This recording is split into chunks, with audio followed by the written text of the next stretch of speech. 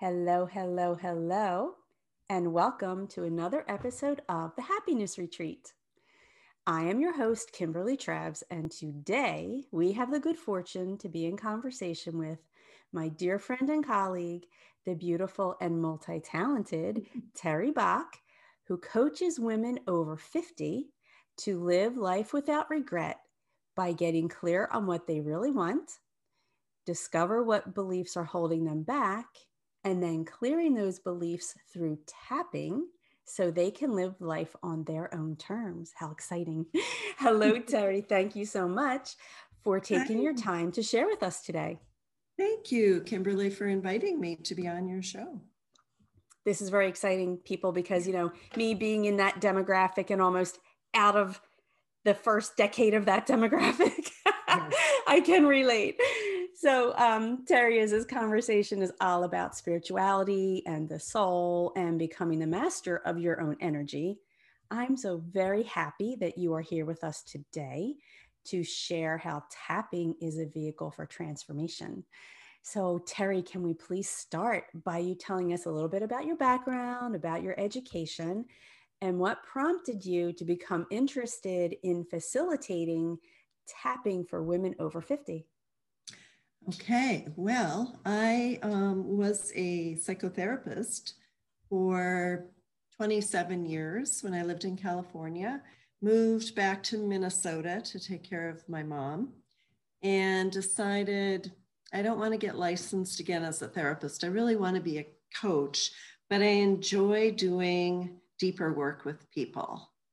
And I had always used, I've always had this belief in limiting beliefs, really limiting our lives.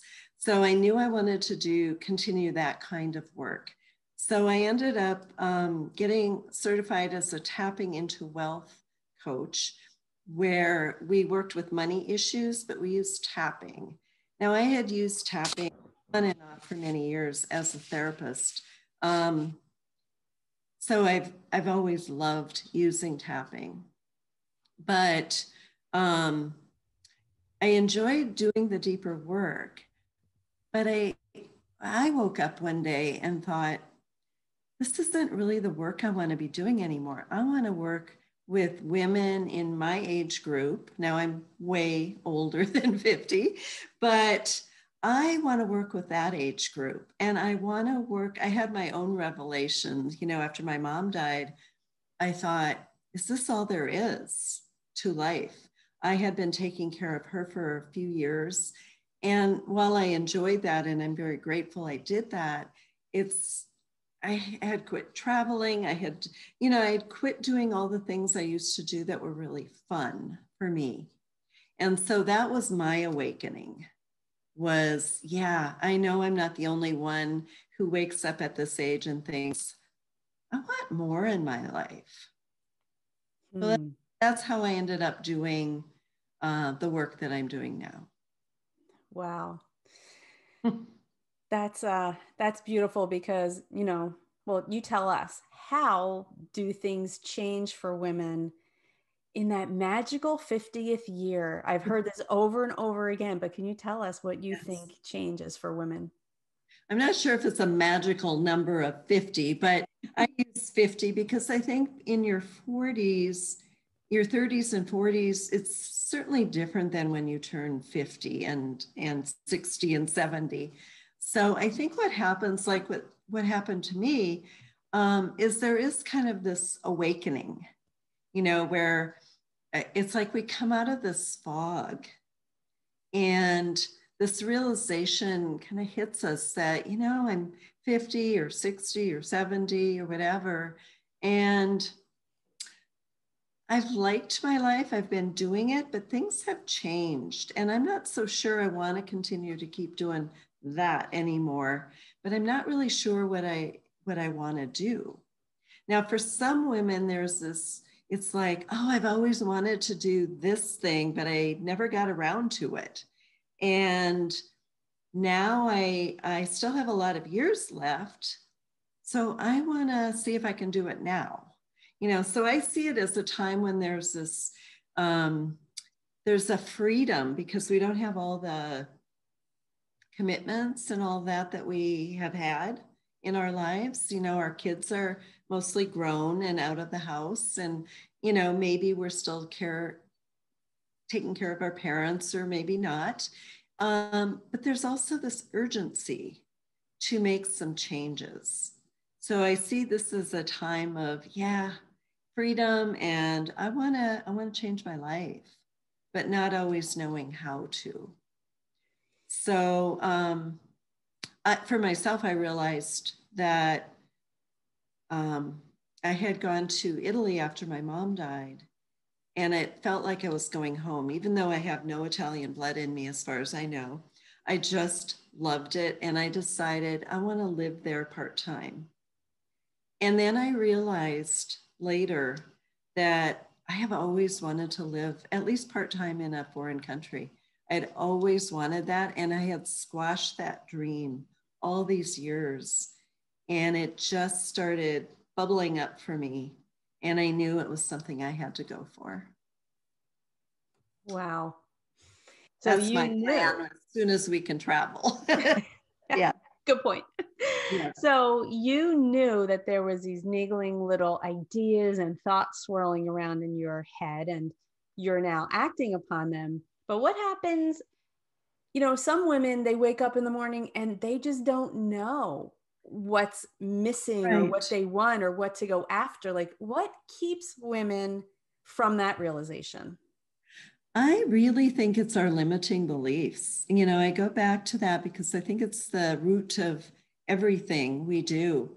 I think limiting beliefs not only keep us from going after a dream if we know what it is, but I think it also keeps us from even feeling free enough to visualize what we want. And I think fear of going out of our comfort zone, fear of what people are going to say, all kinds of stuff like that come up for us. And we make these excuses like, why, I shouldn't do this, or I shouldn't do this. And basically it's all fear and limiting beliefs. So true. And especially fear when our overactive imagination tells us people are going to react a certain way, and really they may not. And sometimes they do, but and who cares? Yeah, exactly. Yes.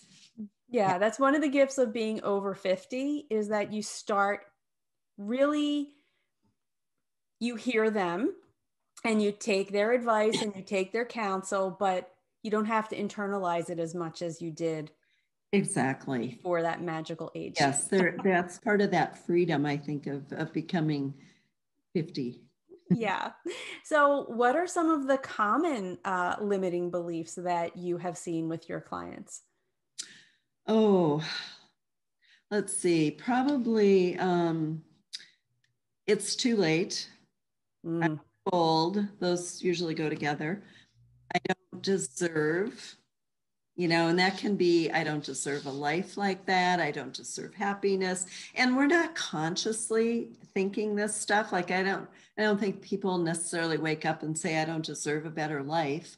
But underneath all of that, and that's what's so tricky about limiting beliefs, you don't always know what they are because they feel so real, but they're not.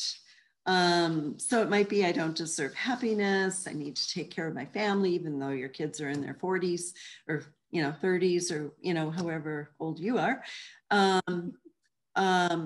It's impossible to make this happen is a big one, or it's too much work. I don't feel safe. So there's really a lot of those, or I've always worked so hard and I don't want to work hard, and it's going to be so much work to go after, something that I really want now. And the thing about, what are other people going to think? People are going to laugh at my dream, or they're going to be mad at me, or they're not going to understand, things like that. Yeah. So that's the tricky part. Sometimes we don't know that this belief is holding us back. Right. And sometimes we really don't even know when these beliefs are coming up. Like, just when you're ready to take that step and Yes, boom, you get this. Don't do that. exactly. Yeah. And I think because beliefs usually start by the time we're 6 or 7 years old, it's like can I talk a little bit about what they are? Because not, Sure. I mean, we throw the term around limiting beliefs all the time, but a lot of people don't actually know what they are. And so, usually by the time we're 6 or 7, we've developed most of our limiting beliefs. And they happen because our brains aren't fully developed by that age. And so, if something happens, like a real simple example I use is, let's say you're, in first grade or kindergarten or whatever, and you have an assignment and you get a C or a D or an F on this assignment. In that brain, and it depends on how people react, the adults in your life react. Mm. Like, say your teacher says, oh, you did a horrible job on this, then in that little 7-year-old brain or 6-year-old brain, you're thinking, I'm stupid, or I'm not good enough, or whatever. And then eventually this becomes that self-fulfilling prophecy. And it's like everything gets filtered through. I'm stupid.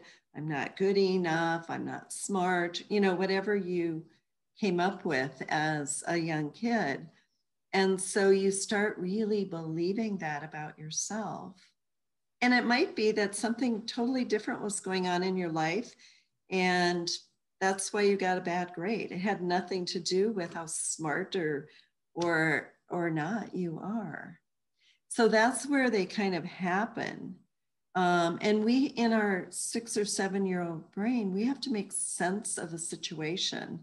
And so we usually do it by saying something about ourselves, and that becomes our limiting belief. And then, if you're in your 50s, 60s, 70s, you've had a lot of years to reinforce that limiting belief over and over and over again. Okay. So, that's kind of why they're tricky and they feel real, like I said.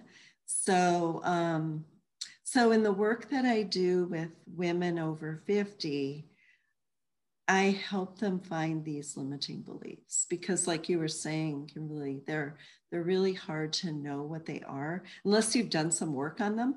Mm-hmm. You don't necessarily know what your own beliefs are. And it seems that they become your truth. They do. Yeah. Yeah. Mm-hmm. They become your facts. Exactly. But they're not necessarily true. I want to reword that because if the truth of the matter is you went back to that day, let's for your example, right? And maybe that morning or maybe the night before, maybe your grandmother was sick and you couldn't study for that test, and your mom had you running around, and really it was not a reflection upon your ability, but it was a reflection upon your state at that time. Exactly. So that became your fact. But I think what you do is help people get back to their truth. I do. And sometimes I even get them back to when they first believed that. Ah, nice. Yeah. So that really in turn helps them to understand it better so they can get rid of it? Yeah. Okay. Well, what if they can't say, again, how do you get them to even know what the baseline belief is? Because they might say to you one thing, but if you bring them back to that time, how do you get them to really see what happened then and what their belief is?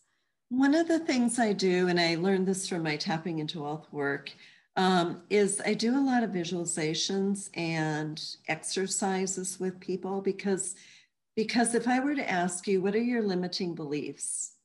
Unless you've done work on them, you wouldn't be able to tell me. Right. Probably. Right. Because you're thinking with your conscious mind. So these visualizations, these exercises that I help people guide them through, get you past your thinking conscious mind into your subconscious mind. where all of the beliefs and everything are held. So when I take people back, and I have a lot of different exercises that I take them through, then it might be, I mean, one of them is taking them back and having them stand on a stage, announcing this big dream, and all of the people in their lives are in the audience. Their parents, their teachers, their colleagues, everyone they've ever known in their life is in this audience. And then have them, you know, how do you feel talking about your dream to all these people? And then, so we get an idea of what's going on with them, but then we look at the audience and how's the audience reacting to this dream of yours and what you just said to them. And often there will be people cheering them on. Great. Mm-hmm. I look at the people who aren't happy for you. What are they doing or saying? Some of them are dismissive, some of them are angry, some of them are laughing at them, you know, and so they get a feel for what's going on in the audience. Well, what went on in the audience is a projection of how they're viewing their own fears around this dream life that they have. So then we know what to work on, because all of their inner critic stuff is really coming out in this. And that's when we know what to work on. Wow. I think I would be terrified and astonished if I went through that exercise.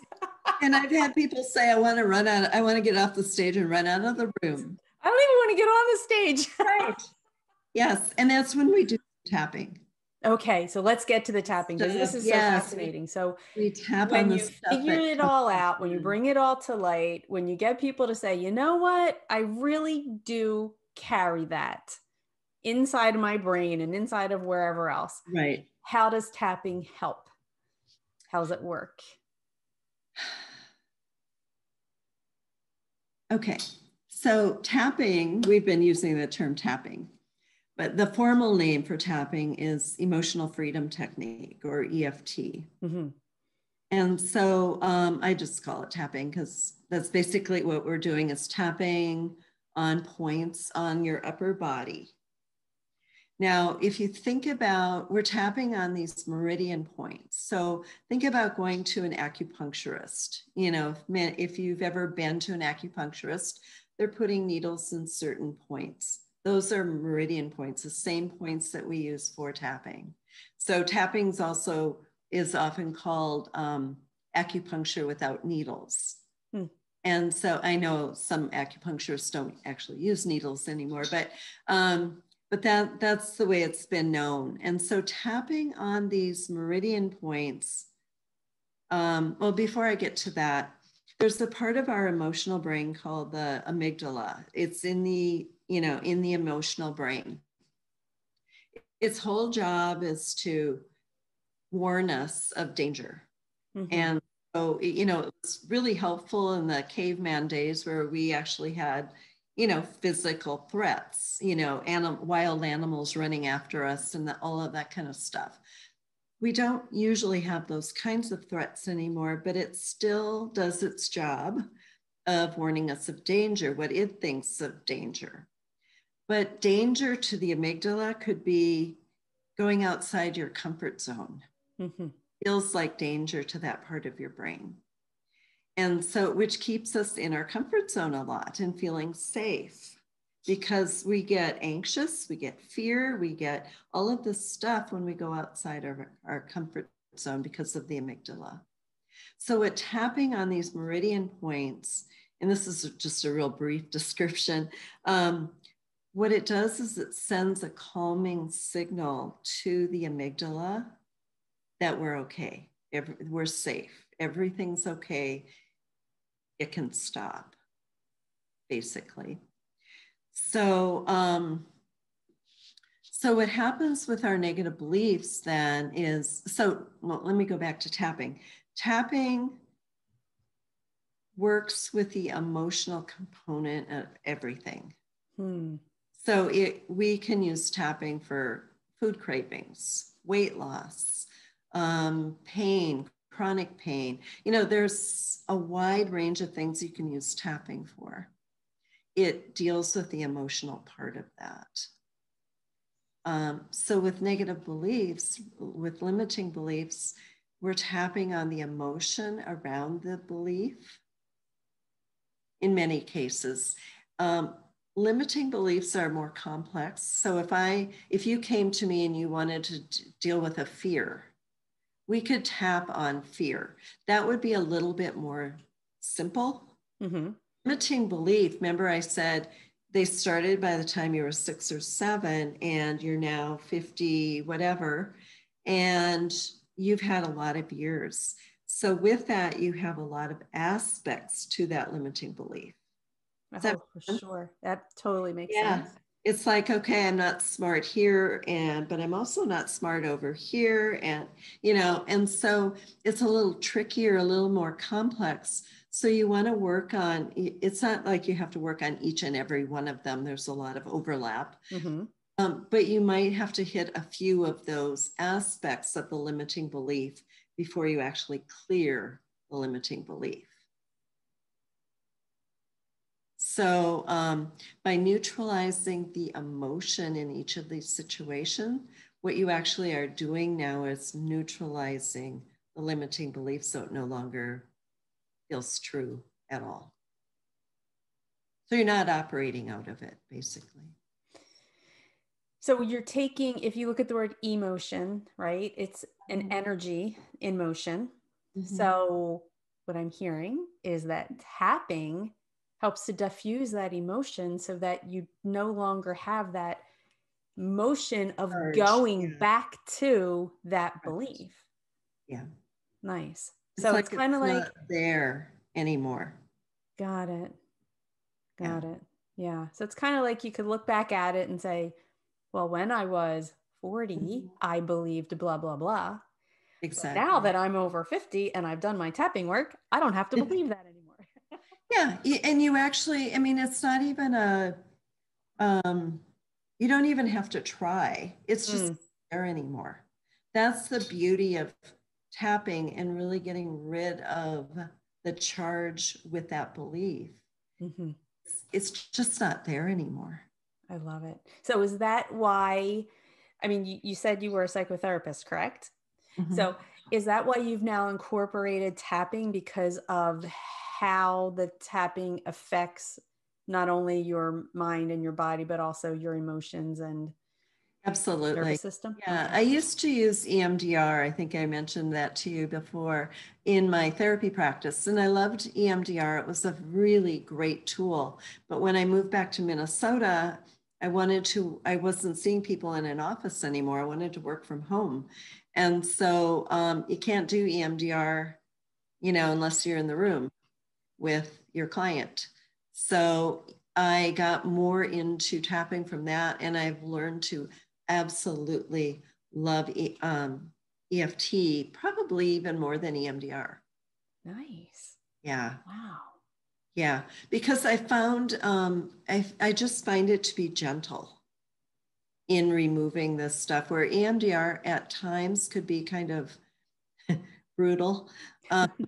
Yeah, I mean, people would move something out so fast and they weren't ready. And so there was a lot of, work we had to do as a result of that. Whereas tapping is very gentle. So then, and we're going to get into, my next question is going to be about all the platforms you offer to support your clients. But yes, just before that, so if someone does a private tapping session with you because they want to get rid of whatever, well, can you go through what a private tapping session would look like, and what do you give them at the end of that session so that they can further support themselves? Yeah, it really depends on what they're coming in for. I like to work with people for a period of time. Now, if you're coming in because you're a woman of 50 plus and you want to work on what's next, but there are things that are stopping you, then I do have kind of a step-by-step process where we go through a lot of different things, because and I'll get you to your question in a moment. No problem. This is great. Like one of the things I really work on with people is goal trauma, because we've all had goal traumas. We've all had at least one, usually multiple times, we've wanted something so badly in our lives and we've worked really hard for it and it doesn't happen. Right. So what we learn is to not trust ourselves, not to trust our instincts, not to trust the universe, whatever. And so we shut down our ability to dream, to have bigger goals. And so that's one of the sessions I love to do with people, because all kinds of stuff comes up. Mm-hmm. We clear it and suddenly they're able to go after their dream. Oh gosh, I love it. Yeah. So now I've forgotten your question. No problem. So a tapping session, what would that look like? It depends on what people want to work on. Mm-hmm. I mean, I can just do tapping sessions. But I think the beauty of the work that I do is not just the tapping. I think, like you said at the beginning, that's what did you call it? That's your vehicle for transformation. My vehicle for transformation. I love that. I'm going to find that. That's a means to an end, but the other work is really getting in touch with what's going on. Right. So you really, the one-off sessions aren't really what you're best known for. You have a series of sessions. Do that, and I have done that. I've worked with several people who have had a lot of trauma in their life. Mm-hmm. And that used to be what I did a lot of as a therapist. So I'm very comfortable working with trauma and, getting to childhood stuff through releasing it with the tapping. Mm-hmm. I don't know if I should add this, but I do it's more of an advanced piece of EFT, which is called matrix reimprinting. And so that works also especially if there's a trauma from childhood, and it doesn't even have to be a big trauma. Yeah. How about just like you came home and you said, Mommy, I want to be a ballerina for like 5 years straight. And then she kept saying, no, that's silly. That's a trauma. It is. And guess what kind of belief that might bring up too? So this matrix reimprinting is really good with working with limiting beliefs. Mm-hmm. And also trauma. Okay. One life, because we can go back to that place like we were talking about before, mm-hmm. and looking at what was going on then and changing it. Nice. It's a technique it's part of EFT, but it's much faster than regular tapping. Okay. So then how long would so let's start with the last session you just talked about. Would that be an hour-long session? Would that be a private session? Could that be in person and over the internet? How would you work with that? I am starting to do my sessions on Zoom. I've been doing all my sessions on my phone, okay. And I prefer phone. So kind of how I started going that way. I don't do in person. Okay. And, but for the matrix, matrix reimprinting, I have found, I would probably schedule an hour. Okay. So we have an hour, but I have found that we can relieve things in as quickly as 20 minutes with that. Wow. Depending on what the issue is. Now, if it's something more complex, you might need a few sessions. Right. Because again, aspects to different issues. Yeah. Okay. So let's go through all of the support platforms. So we talked about private matrix reimprinting. Mm-hmm. We also talked about private sessions for the EFT and the release of your limiting beliefs. And I believe you have a 3 and a 6 month program package for that. Yes, I do. Okay. And are those sessions normally an hour, or how do they work? Usually the ones where I'm doing a process with them and then we're doing the tapping, I like to schedule 75 minutes to an hour and a half. Okay. And I usually talk to people twice a month. I like to give space in between the sessions because I think this work is deep, and so do other people. And so I like to give them a little bit of a breather in between. I think weekly for this kind of work is too much. Right. And you had asked, and I think I didn't answer, in between sessions, I like to, if I'm using a tapping, if I've developed a script around what we're tapping on for that session, I share that with the client because I want them to continue tapping in between the sessions. Again, that's why I like to do every, just twice a month to give the client time in between to tap. Right. Tapping is such an easy tool. This is the other reason I love tapping over the other tools I've used, is I can teach you how to tap. And after a couple of rounds of tapping, you'll know how to tap. It's that easy. Love it. You have to kind of know what to tap on for it to be effective. But if I'm giving you a script and you just continue to do the tapping we did in the session, you're going to release so much faster. Wow. Beautiful. Yeah. And then I know that you have a lovely up and coming offering, a 12-week group coaching. I do. I haven't picked the date for it, but I'm taking people who are interested and putting them on a waiting list, and then I will let them know when I'm offering the group. Awesome. That sounds great. Yes. Because oftentimes you're in a group with people and they bring something up that Absolutely. you may not even know about yourself that's a problem, or you may know it and may not want to bring it up. I mean, there's a lot to be said for group coaching.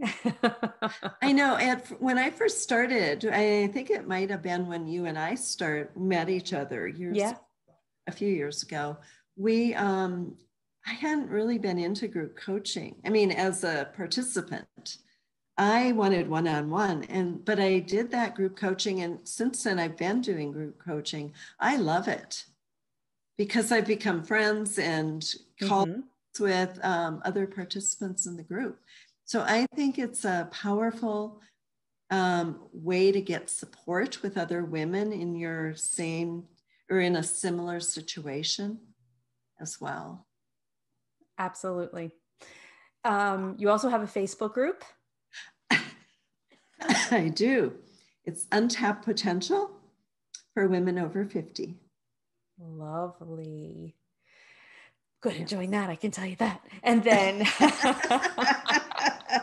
yes, you have a website, and all this information, the specifics, it's going to be added to the end of this video. So nobody panic. You don't have to write anything down or memorize anything. And also on my website, if you're interested in tapping or would like more information about it, there's a page on my website that has a video of me doing some tapping, as well as the diagram of the tapping points, or just 9. There aren't a ton of them. And then a little bit of the science behind tapping. And I just gave you a real brief overview, but there's a whole science behind why tapping works, if you're interested. Oh, that's lovely. That is lovely. And again, on this page where your video is being held right now, there's a button to go right there. So yay. Perfect.